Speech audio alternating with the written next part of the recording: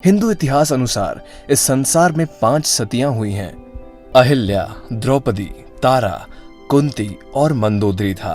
पुराणों के अनुसार कहा जाता है कि पंचकन्या स्मरे नित्य महापातक नाशम अर्थात अहिल्या यानी कि ऋषि गौतम की पत्नी, द्रौपदी यानी पांडवों की पत्नी, तारा यानी वानर राज बलि की पत्नी, कुंती यानी पांडु की पत्नी और मंदोदरी यानी कि रावण की पत्नी। इन 5 कन्याओं का प्रतिदिन स्मरण करने से सारे पाप धुल जाते हैं। ये 5 स्त्रियां विवाहिता होने पर भी कन्याओं के समान ही पवित्र मानी गई हैं।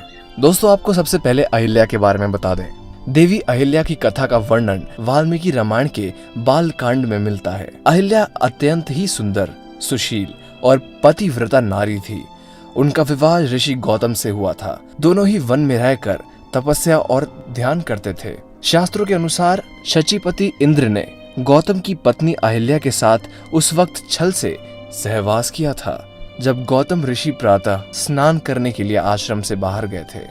लेकिन जब गौतम मुनि को अनुभव हुआ कि अभी रात्रि शेष है और सुबह होने में समय है, तब वे वापस आश्रम की तरफ लौटे।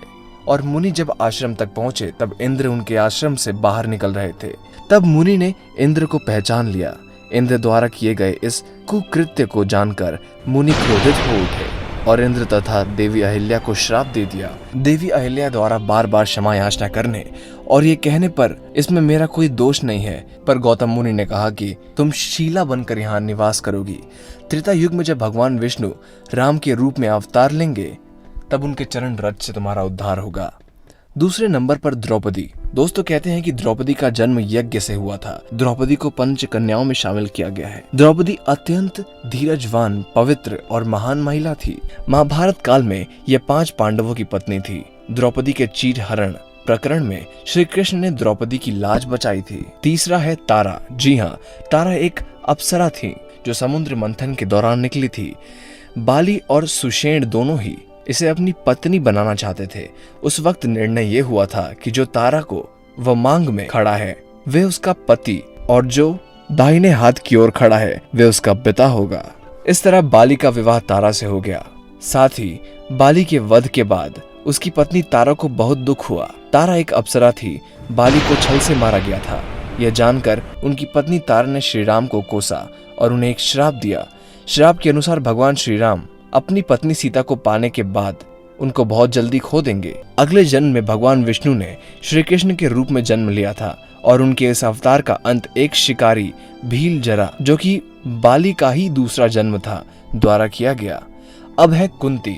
यदुवंशी राजा शूरसेन की पृथा नामक कन्या और वासुदेव नामक एक पुत्र था। पृथा नामक कन्या को राजा सुषेण ने अपनी बुआ के संतानहीन लड़के कुंती भोज को गोद दे दिया था। कुंती भोज ने इस कन्या का नाम कुंती रखा। तब कुंती अपने महल में आए।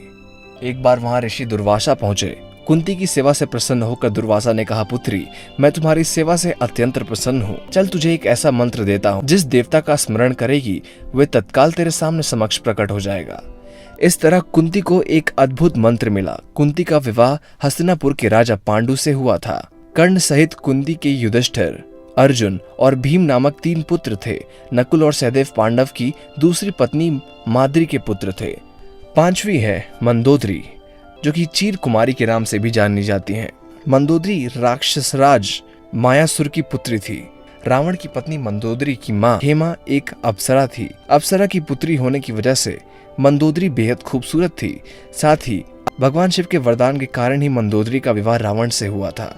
मंदोदरी ने भगवान शंकर से वरदान मांग लिया था, उनका पति धरती पर सबसे विद्वान और शक्तिशाली होगा। मंदोदरी से रावण को जो पुत्र मिले उसका नाम था मेघनाथ, महोदर, प्रहस्त, विरूपाक्ष, भीकम वीर था।